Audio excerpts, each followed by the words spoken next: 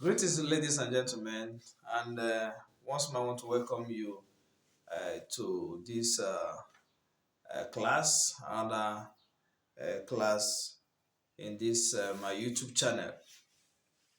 As many of you that have been following this channel, I want to say thank you and also recommend the channel to other students, medical students around the Nigerian universities and around the world that we find this important. Okay, so in today's class, we are going to be talking about filarial worms. Filarial worms are part of the worms I mentioned in my previous class when I talked about the tissue dwelling parasite. If you can remember, I said we have some of these tissue dwelling parasite that dwell within the lymphatic system. I mean, the adult worms are found within the lymphatic system. And I mentioned Loa Loa, I mentioned Onchocerca volvulus, I mentioned Wucheria bancrofti, I mentioned Masonella osadei pastans and Streptococcus. So I don't know. Let me, uh, this is Wucheria bancrofti. Let me give abbreviation. Wucheria bancrofti. This is Loa Loa. This is Onchocerca volvulus. This is uh, M is Manzanella, Oza D, then past tense, then Streptococcus. These are the list of filarial worms. List of filarial worms. Okay, having known that, having known these examples of filarial worms, the next thing to talk about will now be what's it called again? The basic the basic characteristics of filarial worms. I wouldn't want to mention some of the characteristics that filarial worms share with other tissue-dwelling nematode parasites. So I just want to be specific. The diagnostic feature of this group of worms called the filarial worms is the fact that they exhibit what is called periodicity. Periodicity. And when we talk about periodicity, we're talking about the alternation of the microfilaria,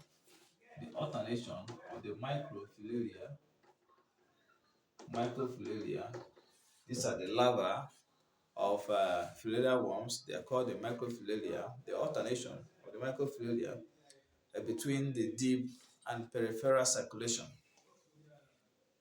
and depending on the time of the day. And so the alternation, sometimes you see that the microfilaria, disappear from the peripheral circulation, that is from the blood stream, and they move into the capillaries of the lungs. That is called the deep circulation. So they alternate between this deep circulation and peripheral circulation, depending on the time of the day. That is what we call periodicity, the alternation of microfilaria between deep and peripheral circulation. So we have types of the periodicity. We have types of periodicity.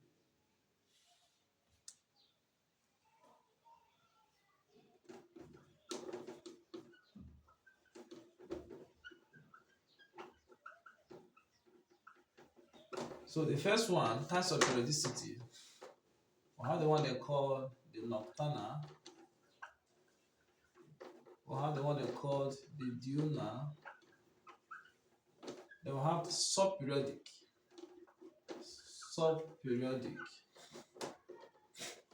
We have nocturnal stroke diurnal. So when we talk about nocturnal periodicity, we are talking about the kind of periodicity whereby the microfilaria, are found within the peripheral circulation at the at certain hours of the night, 2 hours before midnight and 2 hours uh, after midnight. These are the period that they are mostly found within the peripheral circulation.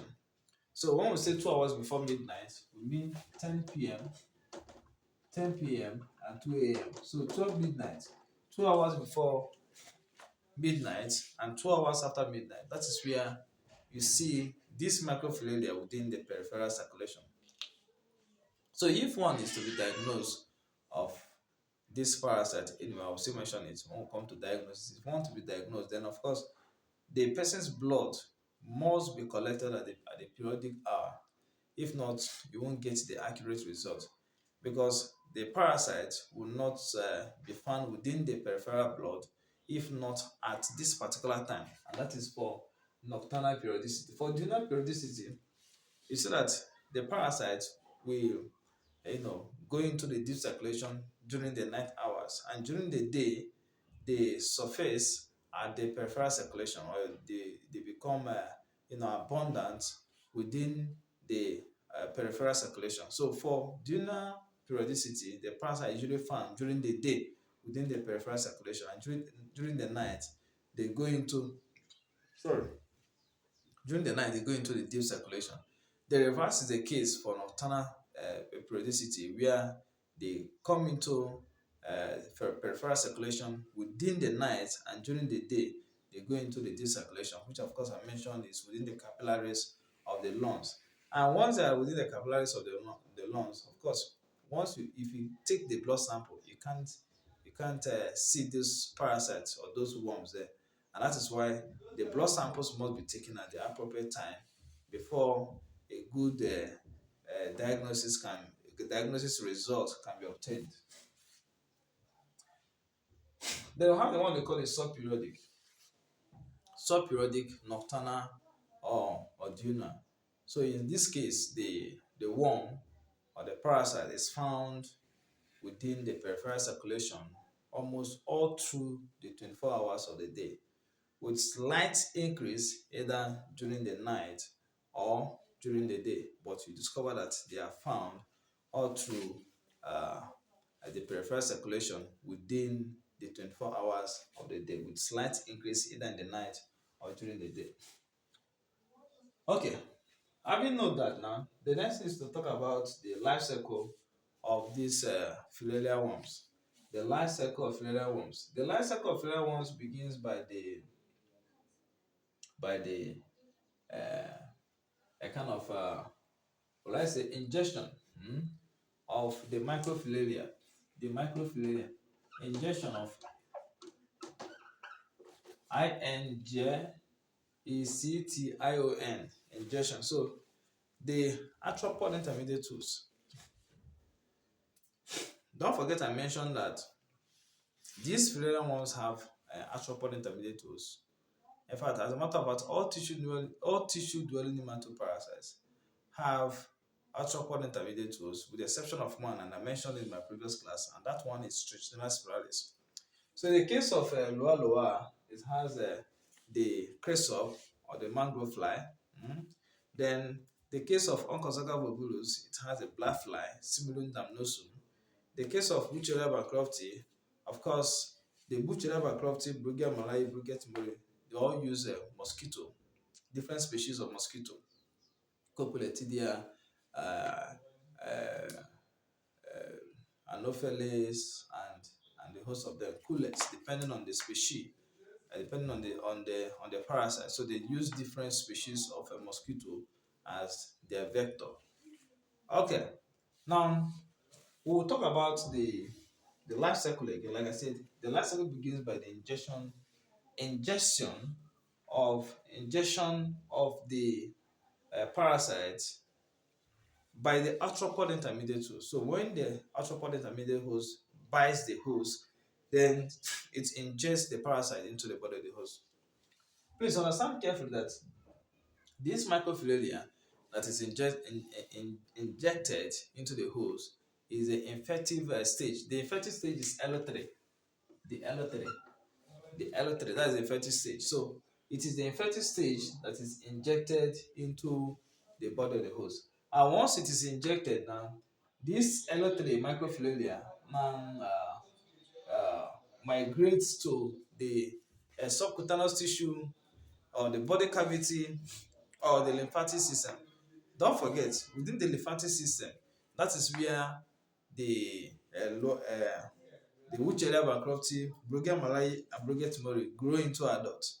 Then for subcutaneous tissue, lower, then oncozocal volvulus, and oh yes, oncozocal volvulus. I don't want to mention Dracunculus now because Dracunculus is a tissue-dwelling nematoparasite, but it's not a filarial parasite or a filarial worm. Why? Because Dracunculus menesis does not show periodicity. I hope you can know you can identify the difference between the two. So the ones that are tissue-dwelling nematoparasite and still show periodicity are the ones we call the filarial worms.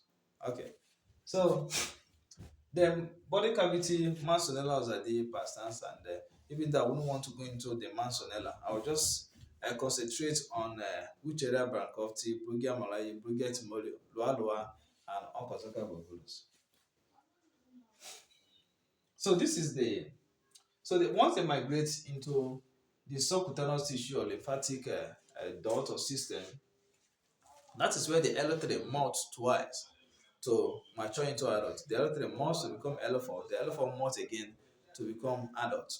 Now, once they mature into adult, the males and the females will mate. And once they mate, they produce larvae. Don't forget, these are viviparous worms. Viviparous worms do not produce eggs. An examiner may want to test your knowledge based on that. Viviparous worms do not produce eggs. So the adult ones within the lymphatic system, that is for Wucheria bankruptcy, Brugge malai, Brugge tumori, then for Loa and Oncozocal volvulus in the subcutaneous tissue. So that is where they produce young larvae. And once they put the larva now leave the lymphatic system or subcutaneous tissue into the circulatory system or into the peripheral blood. Then within that peripheral blood, that is where, of course, it remains until when nest and a vector, an arthropod intermediate host, comes to feed on the blood of the same host or to have a blood meal. So as it comes to have a blood meal, it picks the microfilaria, and that microfilaria is the L1 microfilaria. So once it picks it in the body of the arthropod host, that is where the L1 molts twice to become L3. And once it becomes L3, of course, they migrate within the proboscis or the labium of the insect vector, and it remains there until when nest and insect vector has a blood meal, then it ingests the infected state, which is L3, and the cycle continues. So I don't know if my explanation made sense in terms of life cycle. So let me go through it again. So I said that the life cycle. So when we say microfilaria, microfilaria can be microfilaria of L1 or L3 in this context. So the immature larva, that's what we call the microfilaria. Now, the life cycle begins with the injection of this microfilaria. The microfilaria that is in the arthropod host and that is being injected is the L3, and that is the infected stage. Once it is injected, then the parasites for the parasite for Wucheria bankruptcy, Brugge malai, Brugge tumori, these three parasites now migrate towards the lymphatic system. Then the Loa and Oncozocal volvulus migrate towards the subcutaneous tissue. That is where they remain until they mature into adults. By the time they mature into adults, they of course produce larvae. This larva will now leave the adult within that location and migrate into the peripheral blood. They migrate into the peripheral blood. And within the peripheral blood, that is when they remain until when next an arthropod vector or intermediate host ingests it, and once it's ingested within the body of the arthropod intermediate host, the L1 must rise to become L3. Once it becomes L3, it migrates towards the proboscis, the mouth part of the insect, and that is where it remains until when next the insect now has a blood meal or feeds on the blood of the host, then it ingests the L3, which is the infected stage, and the cycle continues. All right. So having said it now, we'll talk about the pathology of this parasite, the pathology. What does this parasite cause? Now I want to talk about this what we call elephant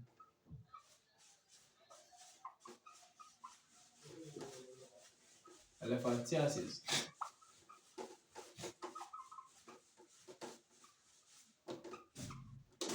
We have what is called elephantiasis or Bancroftian filariasis.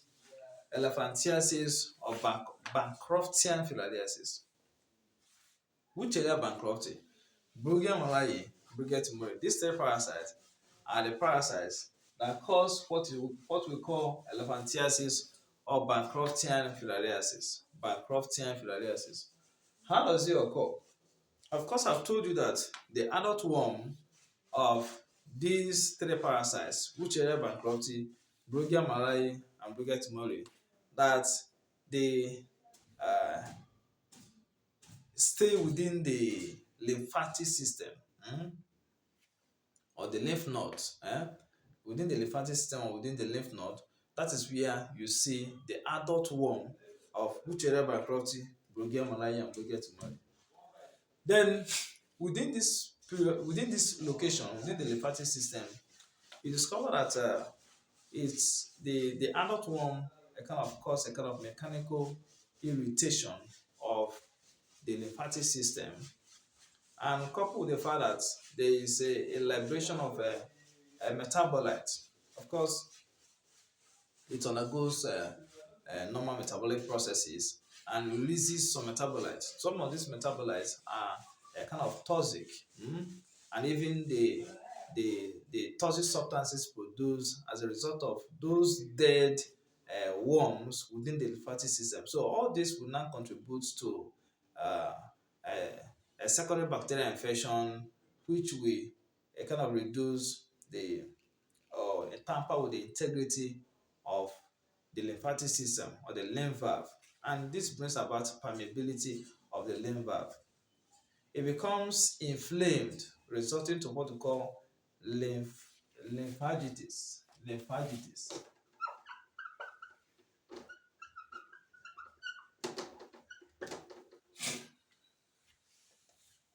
So all these things I've mentioned now, both the mechanical irritation of the adult worm, or the mechanical irritation caused by the adult worm within the lymphatic system, the liberation of metabolites, and secondary bacterial infection, and toxic substances produced by the dead worms. So all this will now contribute to the swelling, the inflammation of the lymphatic vessel. So this lymphatic vessel, once it is inflamed, that is what we call the lymphagitis.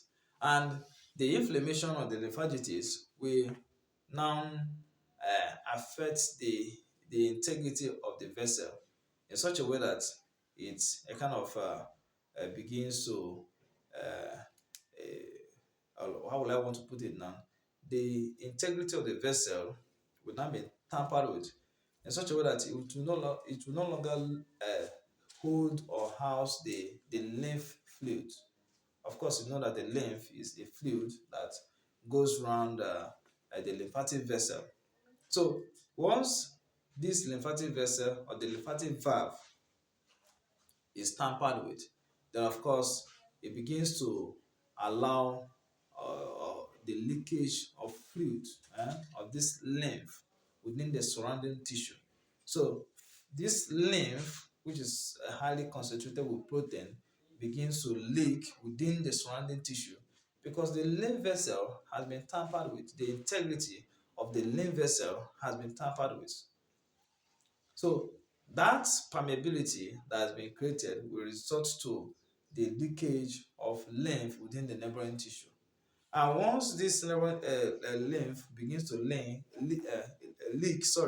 within the neighboring tissue, of course, it now causes what we call lymphedema. It results to what is called lymphedema. Lymphedema. Then this lymphedema is now what results to elephantiasis or Bancroftian filariasis. So you can see I've traced how this elephantiasis occurs because of what the adult worm does within the lymphatic system, which causes permeability of the valve and the vessel, and the fluid begins to leak within the neighboring tissue. So the accumulation of this fluid, it could be in the hand, though, it could be in the leg. So it's like the person's hand will now bulge out to become very big. That is, accumulation of that fluid will now result to elephantiasis or Bancroftian filariasis. And once it gets to elephantiasis, it becomes very, very difficult. Even when the person undergoes surgery, it will be difficult for the hand or the leg or the breast or the scrotum to return back to the normal way it was before. It will be very difficult. It will be very hard. And that is why this disease is dangerous and should be monitored carefully. So that is the pathology. Then for onchocercal volvulus, one of the things it causes is that sometimes it migrates towards the tissue of the eye, the subcutaneous tissue, very close to the eye, or migrates to the eye, the tissues of the eye. When it gets there, then it can kind of destroy those tissues within the retina or within the eye region. And once they're destroyed, it can result to blindness. And this kind of blindness is a permanent blindness. It's not reversible. Then another thing that can cause is that it can also cause wrinkled skin. The onchocercal volvulus can also cause wrinkled skin. The person will have a wrinkled skin because the tissues within that region has been destroyed, and so many other things that one can also notice. I think there is okay. All right, that is for onchocercal volvulus. Then loa also causes a similar damage to the eye. Sometimes you see the loa passing through the white part of the eye, and it can also cause damage to the eye.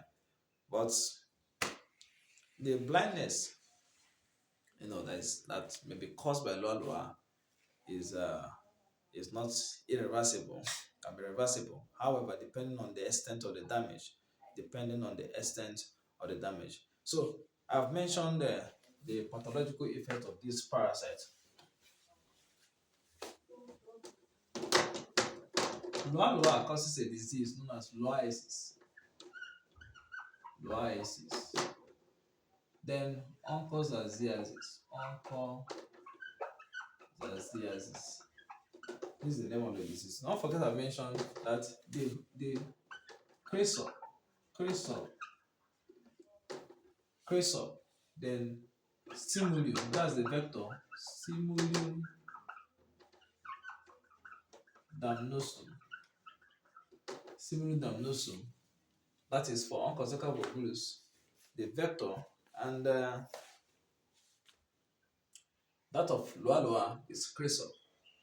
This is also called a black fly. Okay. What else?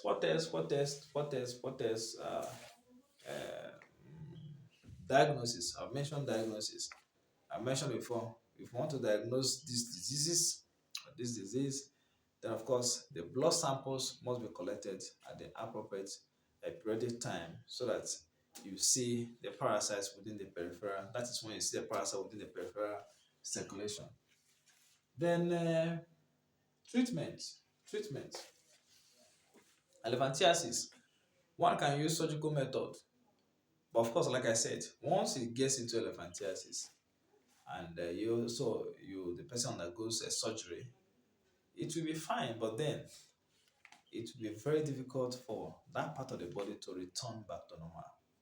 Yes, except probably uh, when it is still within the stage of lymphedema, accumulation of fluid, then the fluid could be sucked out at that point. But once it becomes rigid, inflamed and rigid, and that is when it gets elephantiasis or bancrofton filariasis, then even after surgery, it's very difficult for that part of the body to return back to normal. The treatment, diethylcarbamazine. Diethylcarbamazine can be used in the treatment of filarial worms. Disease is caused by filarial worms.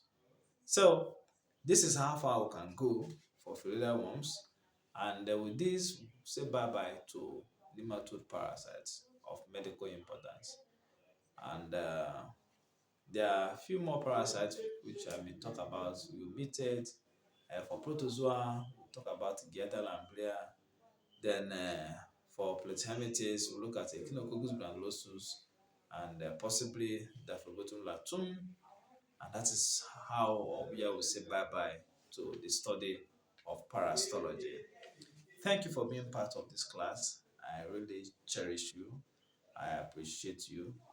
And I also pray that you share this video to as many that you know.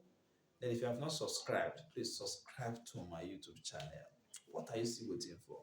Subscribe, please. Okay? So see you in my next class. Thank you.